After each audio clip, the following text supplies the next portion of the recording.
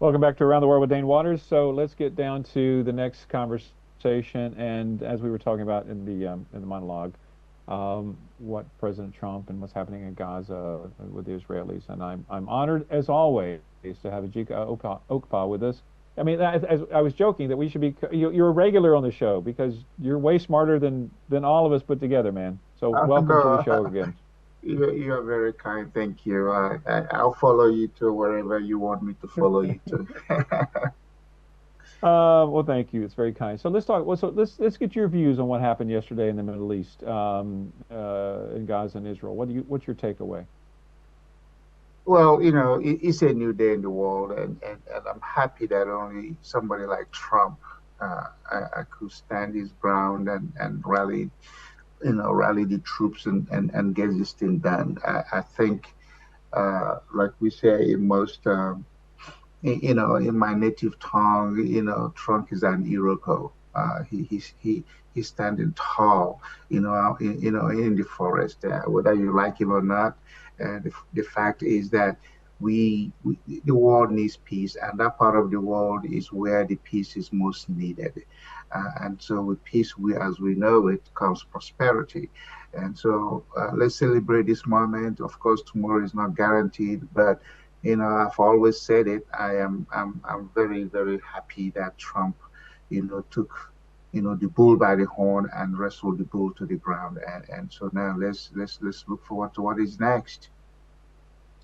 Well, listen, I agree with you that, as I said in the monologue, that we all want peace. Peace. No one likes violence. No one likes indiscriminate killing, but I have a little concern. And once again, I'll take my hat off to Donald Trump for really pushing to see that to see that Netanyahu and others really made this happen. So I applaud him for that. But I do think that calling it a peace deal is a little premature, only because they're only dealing with the first phase. They still have not dealt with the underlying issues of Palestinian statehood or non-Palestinian statehood, or what happens with the Palestinians. I mean, are you concerned that violence could start again in the region? Well, like in a five-course meal, what do? You get the appetizer and then you warm up to the main course and then, you do the dessert and then you do everything else. I think we're all encouraged now, to sit around and do the dessert thing. I mean, do the appetizer and then we'll get down to the main course. I think, the Palestinians see there's a need for them to get into this and embrace it. And everything is like, give us a try. Let's try this stuff. Nobody's overlooking the Palestinians. Nobody's taking them for granted. I think they have suffered. Israel has suffered. But there comes a time when we all look at each other and say, oh, where is this going to lead us to? Since 1948, we've been dealing with this stuff. So now that we are celebrating thing again in Igbo, in Igbo adage, they said if when you praise a deed, another deed is done. So let's praise this one and then hold everybody's hand and say, hey, let's go forward. It says no loser, no winner. I think Trump didn't go there just with Netanyahu. He got the Arab, people around it. It's, Egypt was there, Qatar was there. You saw what happened to Qatar. First time, Qatar get hit. They were attacked. They say, hey guys, you better live up to expectation here. Don't If you have already our enemy, might as well become an enemy we're gonna target. Well, listen, I think you're right about several things as always, and I do believe that it's important to recognize how exciting it is that the hostages have been released, and then hopefully that the rest of the bodies will be released, so families can have closure, because there's nothing more difficult to a family than not be able to have that closure. So let's be optimistic about that. But with this deal, I mean, President Trump is going to be meeting with President Zelensky on Friday. Many people argue that he's he's loving so much the success of what's happening that would, and he sees, once again, you mentioned about Qatar and the attack on Qatar. He even referenced in some of his speeches yesterday that he believes in doing things that are a little out of the ordinary and to try to bring peace. Do you think that there's a possibility that what's happened there that will cause him to give greater support to the Ukrainians to try to bring Russia to their knees to end the war? Well, I think it's a stretch to say bringing Russia to their knees because Russia wants to be included. Russia often has always felt isolated. I don't know what tactics, excuse me, I don't know the next tactics Trump is going to use to bring, Putin to the table to where he said, let's make a deal. I think the world is celebrating this opportunity. The Israeli conflict, Palestinian, has been the longest. So now seeing what Trump has done, the way he did it, who knows what else he has under his sleeve that he's probably going to use and then bring another end to this unnecessary back and forth between two neighbors. Remember what I've always said: you don't have to love thy neighbor, but you could tolerate their neighbor. Everybody should have the opportunity to live a life the way they want it, as long as they are not interfering with your own right to do whatever you want. Is it mineral? Is it land? What is it that we're fighting for? At the end of the day, somebody gets a little space on the earth and get put over there if your body is recovered. And so come Friday, let's see what else is going to happen. But uh, Trump is he has the energy level. He's on an octane boost. And so let's keep going on this stuff. Let's keep going there. Those who don't like him don't like him. You don't have to like him, but you have to respect what this guy has done. Every American president has gone over there and did what they did. But Trump came in and said, 20 points agenda, take it or leave it. If you don't, if there's something you don't like, bring it to the table. Let's talk about it. But that's, like we say in Texas, let's quit horsing around. Okay, let's quit horsing around. Let's get this thing done. So that's what it is. Sometimes you have to let people know I have the stick, and again in Texas, we're gonna whack it. Okay, let's just we're gonna whack you if you don't do it. So sometimes the fear of God makes people want to come around and say, okay, guy, I don't want to be whacked, I don't want to be hit, let's do it. No, no, listen, I agree. I mean, I've argued about Ukraine, for example, that we just need to, we got to stop just messing around with Putin and just make it very clear that, hey, there's a price to pay and be Mm-hmm. very strong about it. And I think that is one of the reasons that the Hamas has finally given in to the hostages is that they realized that they would be completely, totally obliterated if they didn't. So the power has its place in diplomacy, and I think that Trump has used it well. But as far as the American public is concerned, what do you think, with this victory dance that Trump is taking, do you think that gives him greater latitude from a foreign policy standpoint to do things? Do you think that people will be more supportive of his ideas about how to deal with foreign policy? Well, even though foreign policy features in our concern, most Americans are more on the internal side of things. How is my job doing? How is my public safety? How is my border issues? So, of course, the distractors and those who are supporters, everybody's, have their own opinion about what has happened. But the American people now see that, hey, this guy he has what, 3 more months for 1 year in office before he get another 3 years. And I've always said if Trump had won the second term, he would be a lame duck president. But he took that break and came back and more like how you like me now. Remember the song? How you like me now. and it's like they don't know what to do with the guy. And again, we are just in the ninth month of him being in office. So what I think is one of those things. Like again, we say in West Texas, it's a bad weather, a good weather. You better sit back and enjoy, okay? Because it's gonna blow over. But he's doing a great job. The American people are seeing it. We have a midterm election coming again November next year, and if this momentum continues, despite the shutdown of the government, I think the Democrats now have a bigger issue, on their hand, how to convince their people that this guy, shouldn't, that the Republicans shouldn't win.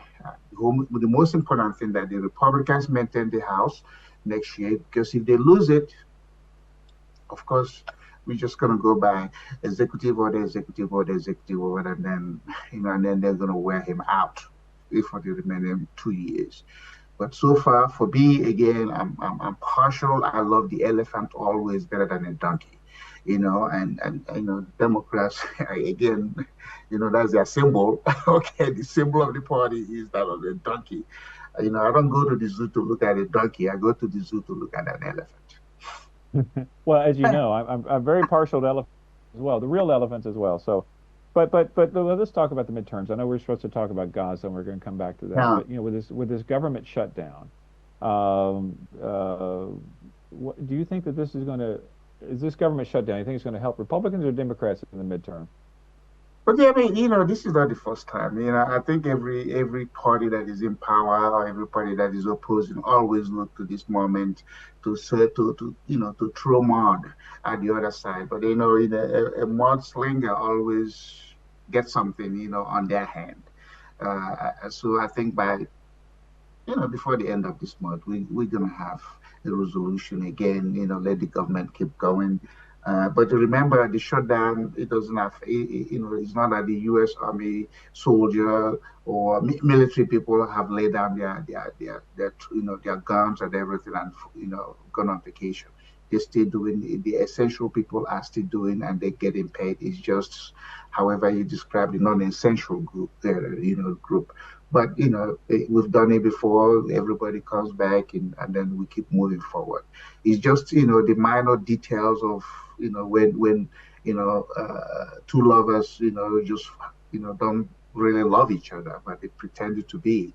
So the Democrats are going to see what it is they want to extract out of this administration, and the administration is say, hey, it's your fault because you want to include in this negotiation something that is not beneficial to the American people. I think the sticky issue here is, having health coverage for illegal, people. As much as that, it's like, why should we even do it? Why should we, cover people who are illegal in the country? In law, one of the tenets of law is that you don't reward, illegal activity with with legal benefits. But again, they're already in the system. So what do we do? If you don't do something, you have a public nuisance out of their presence.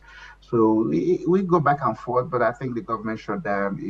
With what Trump is doing on international thing, it's just a kind of dampen that internal stuff. But he's going to come back to office and I mean to US, and then we face what we want him to face. I know, and I think this is really interesting. Is the successes foreign policy wise. I think it gives him greater clout domestically in some ways, and especially with Congress. Maybe not with the Mm-hmm. average person on the street, and we'll see how he leverages that when he comes back. But the one thing I will say, I do understand the whole. Listen, I'm a bigger believer in smaller, less intrusive government. You know, but the dance sometimes is between what the rule of law is or the absolute law is and humanity. So sometimes Yes. things are not as always black and white in that regard, and it's always a tough thing. But back to Gaza real quick. If once again, let's celebrate what's happened. Let's celebrate the sausages coming back. Let's celebrate that the cessation of violence. But at the same time, Trump is not Trump, but Netanyahu is still up for with the ICC for genocide charges. Do you think that the world now needs to push that those be rescinded, or do you think that there's a legitimate basis for him to be prosecuted in some way? But I mean, I remember when Uhuru, president of Kenya, was charged for something, and Obama, there was an intervention on Obama, and those charges were dropped. Uhuru and even Ruto, who now is president of Kenya. So ICC, I don't even know what the enforcement powers are, except they issue those resolutions and then they fold their hands and wait to see if somebody's going to be caught and put in a cage and brought over there. They could only do it with African leaders. Remember Charles Taylor, but Yeah. when it comes to people like Netanyahu, how are you going to do it? Where are you going to go catch him in a restaurant or have him, Yeah. invade his rest, sleep in.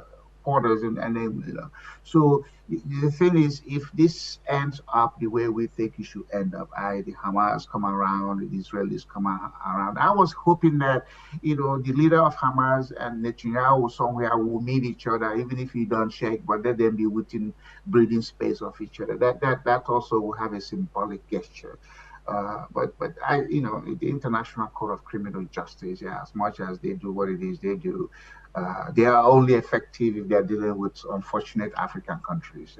But of course, they did it in some part of the old Russia bloc, but then nobody's catching Netanyahu. Remember, some people said if he showed up in New York, the gentleman who's running for mayor, that when he becomes mayor, he's going to, he's going to arrest him. Really, you must be, you Yeah. must be, you must be talking to some 50 graders who don't understand how these things work, and then everybody get excited. So I think genocide or no genocide, if there are ways, he can be reprimanded or punished for what he's done, fine. But, let bygone be bygone. But at least to the extent. Remember, he has issues with Israel as well because there have been some corruption issues within his attention, but he's using this Hamas thing, to sort of, get attention and cover up.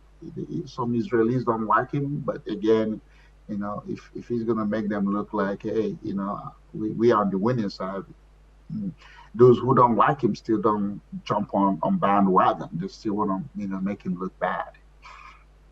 Yeah, yeah, no, it's a strange thing. The United Nations is not present in this whole situation. ICC, what's going on there? You got Trump probably going to be possibly win the Nobel Peace Prize next year for what's happening. Then you have Netanyahu up for war crimes, and you get Putin up for war crimes. I mean, the world is just a mess, and there's just so many ways, and we'll just have to see how it all shakes out. Listen, it's always, and I mean always, a great pleasure to talk to you, sir, and you enjoy Texas, but sadly our time is out, and I'm sure I'll see you again soon. So